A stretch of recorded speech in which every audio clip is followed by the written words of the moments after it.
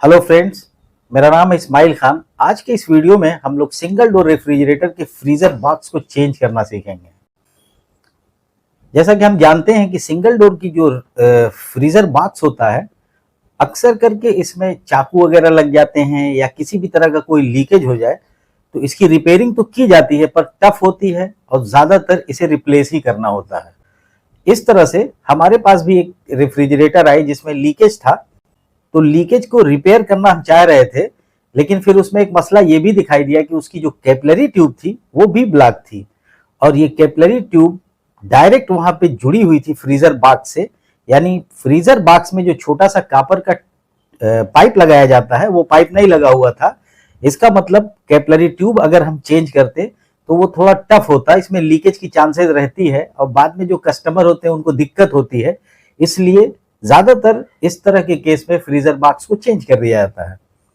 Freezer box जब हम change करते हैं तो अक्सर तो ये साइज का मिल जाता है, लेकिन कभी कभी इसकी साइज नहीं मिल पाती है, जैसा कि इस फ्रिज के साथ है।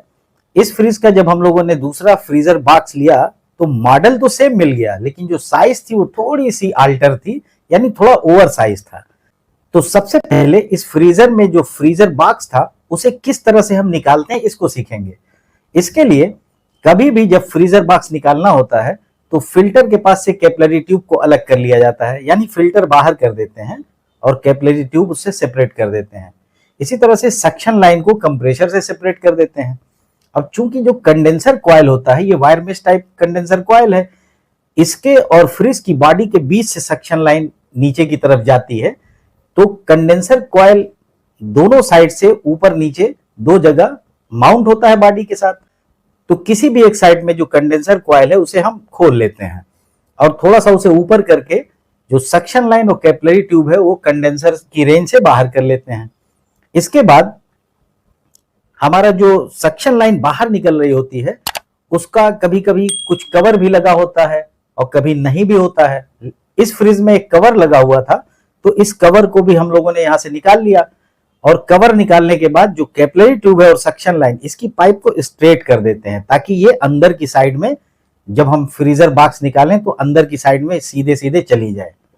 अब इसके बाद अंदर की तरफ फ्रीजर जो बॉक्स है इसका दो स्क्रू ऊपर टॉप की तरफ फिक्स रहता है, तो इन दोनों स्क्रू को हम लूज करके निकाल लेते हैं और फिर थोड़ा सा फ्रीजर बॉक्स को पुश करके नीचे करते हैं, क्योंकि इसके ऊपर की साइड में थर्मोस्टेट का थर्मल बल्ब भी फिक्स है।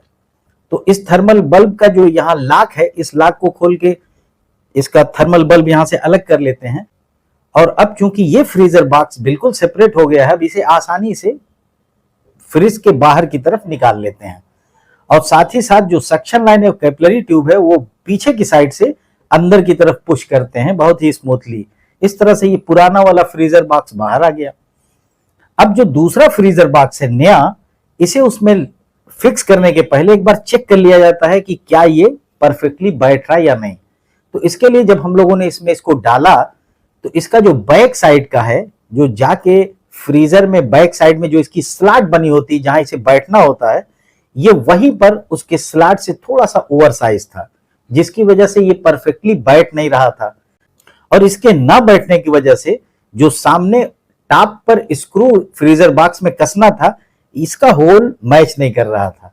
तो इसके लिए इस फ्रीजर बॉक्स को हम लोगों ने वापस निकाला और पीछे की साइड में फ्रीजर बॉक्स के जो चारों कॉर्नर हैं यहां पर हम लोगों ने लगभग आधे इंच से थोड़ा ज्यादा कट लगाया और इस कट लगाने के बाद फिर इसको अंदर की तरफ से इसे बेंड किया, ताकि जो साइज इसकी ओवर है वो थोड़ा सा कम हो जाए। जैसा कि आप देख रहे हैं ये साइज बेंड है।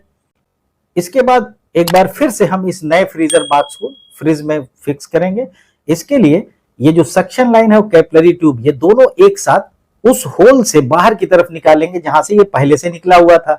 तो सबसे पहले इसकी एंट्री करा देते हैं और एक आदमी इसको स्मूथली बाहर की तरफ खींच रहा होता है, साथ ही साथ फ्रीजर बॉक्स को भी इसकी जगह ले जाते हैं।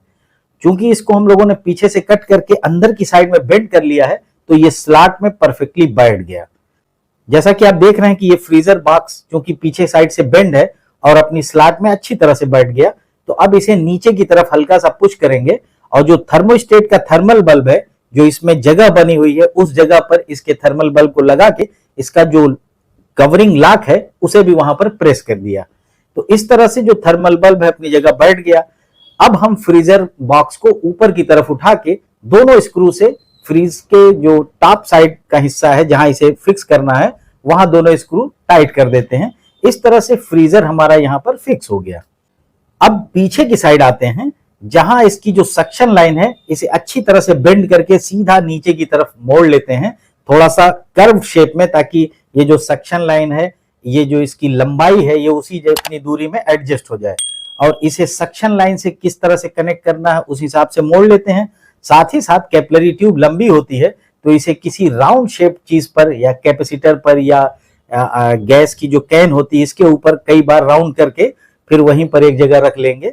और इसके बाद हम इस रेफ्रिजरेटर के पूरे सिस्टम को, यानी कंप्रेसर की डिस्चार्ज लाइन कंडेंसर से यहाँ जुड़ी हुई है, इसके बाद हम इसमें फिल्टर लगाएंगे नया, और फिल्टर लगाने के बाद उसे कैपिलरी से कनेक्ट करेंगे। फिर सक्शन लाइन को हम कंप्रेसर की सक्शन लाइन से कनेक्ट करेंगे।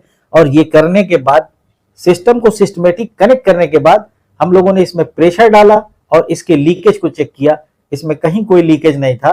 सिस्टम हम लोगों ने अच्छी तरह से फ्लश भी कर रखा था। ये याद रखिएगा, कभी भी रेफ्रिजरेटर में जब गैस चार्ज करते हैं तो उसे अच्छी तरह से फ्लश कर लेना चाहिए, लीकेज चेक कर लेना चाहिए, क्योंकि यहाँ हमारा मकसद एक रेफ्रिजरेटर में फ्रीजर बॉक्स को लगाना बताना था। और गैस चार्जिंग या वैक्यूम या लीकेज चेक करना, इसके बारे में तमाम वीडियो हैं, और भी जरूरत होगी तो हम बना देंगे। इसमें प्रेशर चेक करने के बाद हम लोग इस सिस्टम को अच्छी तरह से वैक्यूम कर लिए और इसके बाद इसमें हम लोगों ने गैस चार्ज कर दिया। अब ये फर्स्ट क्लास काम कर रही है, जैसा कि आप फ्रीजर में देख रहे हैं, यहाँ पर आइस भी है और बहुत ही अच्छी कूलिंग हो रही है। उम्मीद है ये छोटा सा वीडियो आपको पसंद आया होगा। चैनल अभी तक सब्सक्राइब ना किया तो जरूर कर लें और ऑल नोटिफिकेशन बेल को भी प्रेस कर लें, जिससे मेरी आने वाली सभी नॉलेजेबल वीडियो सबसे पहले आप तक पहुंचे।